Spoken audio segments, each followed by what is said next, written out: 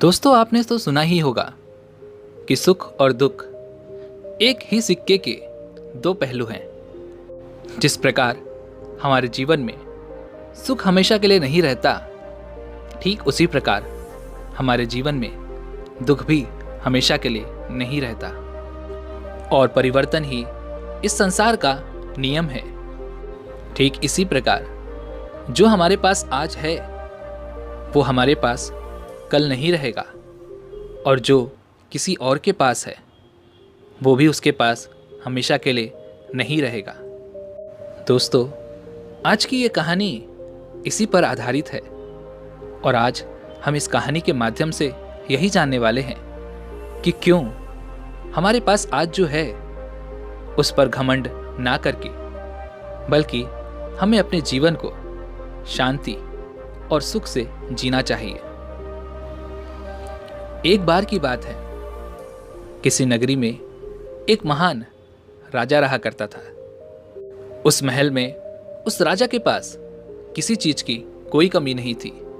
सुख, धन, संपत्ति, संपदा और यहाँ तक कि प्रजा भी उस राजा की जय जयकार किया करती थी। एक दिन उस राजा ने अपने महल में सभी विद्वान पंडितों को एक साथ बुलाया और उनसे कहा कि बताइए, क्या कोई ऐसा मंत्र है जो हर परिस्थिति में, हर स्थिति में, हर जगह, हर समय, हर खुशी में, हर दुख में, हर हार में और हर जीत में, लगभग हर प्रकार के सवाल में बस वही एक उत्तर काम आता हो?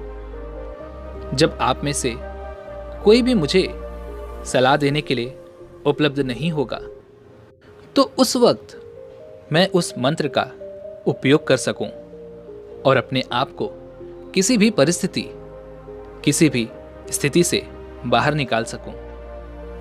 राजा का यह प्रश्न बड़ा ही पेचीदा था। यह प्रश्न सुनकर राज्य के सभी विद्वान पंडित सोच में पड़ गए, एक दूसरे से चर्चा करने लग गए, और यह चर्चा काफी लंबी तक चली। काफी सोच और काफी विचार करने के बाद उनमें से किसी को भी इसका कोई जवाब नहीं सूझा। राजा को इस बात पर बड़ा ही क्रोध आया। राजा ने कहा, क्या इस महल में कोई भी ऐसा व्यक्ति उपस्थित नहीं है जो मेरे इस सवाल का जवाब दे सके? तभी वहां पर एक बूढ़ा व्यक्ति बैठा हुआ था। वह उठ खड़ा हुआ और उसने राजा से कहा, हे राजन, तुम्हें यहां पर इसका जवाब कोई नहीं दे सकता, लेकिन मैं एक ऐसे बौद्ध भिक्षु को जानता हूं जो तुम्हें तुम्हारे इस सवाल का जवाब अवश्य दे सकते हैं। उस बूढ़े व्यक्ति की बात सुनने के बाद राजा कहता है, हे माननीय, आप ही मुझे बताइए कि वो बौद्ध भिक्षु मुझे कहाँ मिलेंगे? इस पर वह बूढ़ा व्यक्ति कहता है, हे राजन, पास ही में एक छोटा सा जंगल है और वहां पर वो अपना आश्रम बनाकर रहते हैं। अगर आप चाहें तो मैं आपको वहां ले जा सकता हूं। वह राजा तुरंत ही उन बौद्ध भिक्षु से मिलने के लिए तैयार हो गया। वह राजा और वह बूढ़ा व्यक्ति पास ही के जंगल में उन बौद्ध भिक्षु के आश्रम पर पहुंच जाते हैं। वहां पर पहुंचने के बाद वह राजा उन बौद्ध भिक्षु को प्रणाम करता है और उनसे कहता है कि क्या आप मेरे इस प्रश्न का जवाब दे सकते हैं? वह बौद्ध भिक्षु बड़े ही ज्ञानी थे।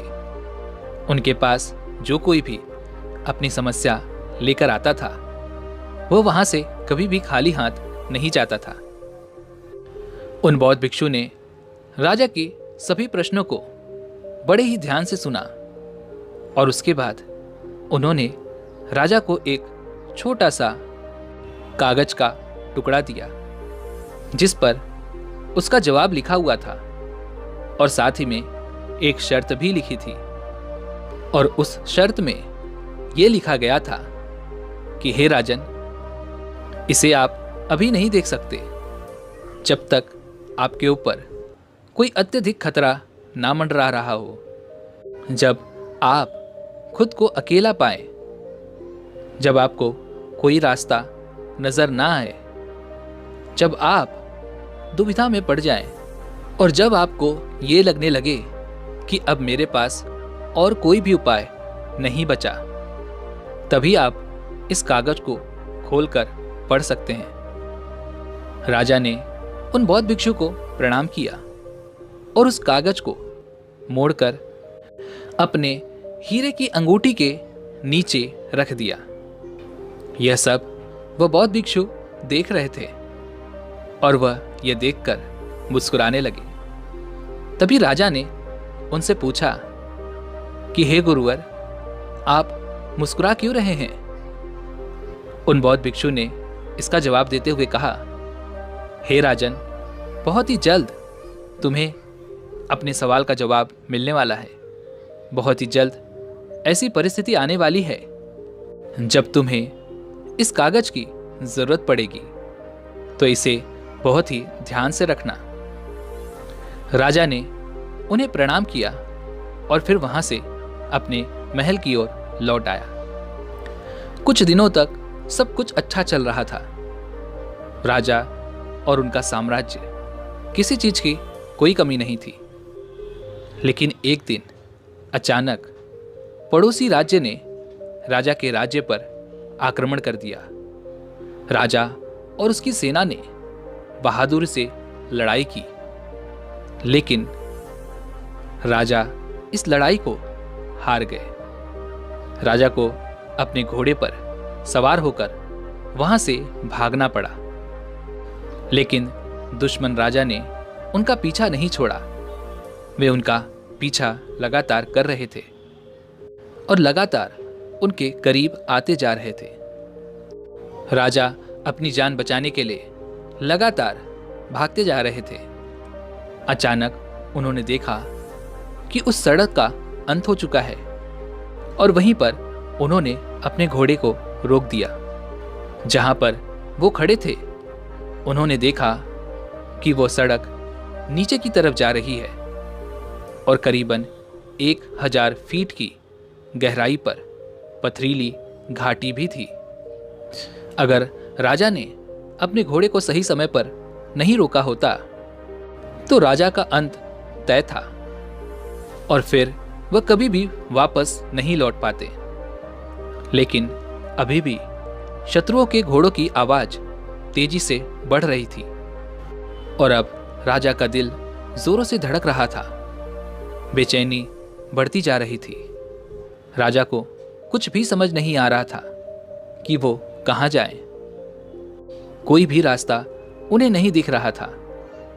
तभी अचानक राजा ने देखा कि उसकी अंगूठी में लगा हुआ हीरा धूप से चमक रहा है और उसी अंगूठी के नीचे राजा ने वह संदेश भी छुपा रखा था जो राजा को याद आ गया। राजा ने अपने हीरे की अंगूठी को निकाला और उस संदेश को पढ़ना शुरू किया। उस छोटे से कागज के टुकड़े में लिखा था कि यह समय भी बीत जाएगा। राजा ने इसे एक बार पढ़ा, फिर दोबारा पढ़ा और ऐसा करके उन्होंने कई बार इसे पढ़ा और इसे समझने की कोशिश की। तब उस राजा को यह एहसास हुआ कि यह बात बिल्कुल सही है। कुछ दिन पहले मैं अपने राज्य में आनंद ले रहा था। सुख, धन, संपत्ति, साम्राज्य, सब कुछ मेरे पास था और आज मेरे पास कुछ भी नहीं है। मेरे पास वो मेरा राज्य भी नहीं है और ना ही मेरे पास अब कोई सुख बचा हुआ है। आज मैं अपनी जान बचाने की कोशिश कर रहा हूं और मेरे सुख के वो दिन बीत गए हैं। ठीक इसी प्रकार ये भी समय नहीं रहेगा और खतरे के ये जो 2 दिन हैं ये भी बीत जाएंगे। इतना समझते ही उन राजा के चेहरे पर उनके मन में एक अजीब सी शांति छा गई। वह राजा वहीं पर खड़ा रह गया। उसने इससे सुंदर जगह आज से पहले कभी नहीं देखी थी। वह प्राकृतिक सौंदर्य से भरपूर थी।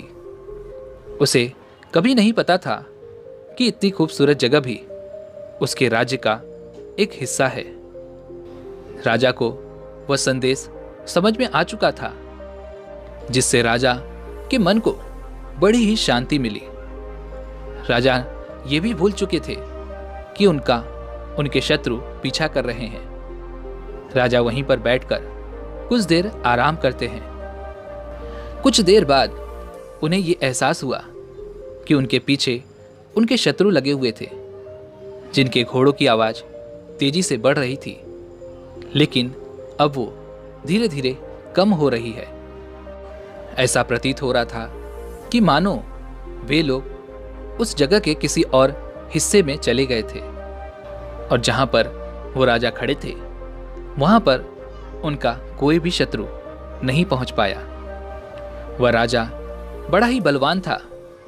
उसने कुछ दिनों तक अपना जीवन छोटा मोटा काम करके चलाया, लेकिन राजा ने अभी हार नहीं मानी थी।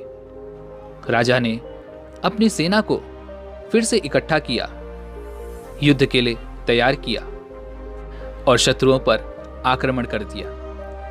अब की बार राजा की सेना ने फिर से बहादुरी से लड़ाई की और राजा ने इस बार शत्रु को पराजित कर दिया।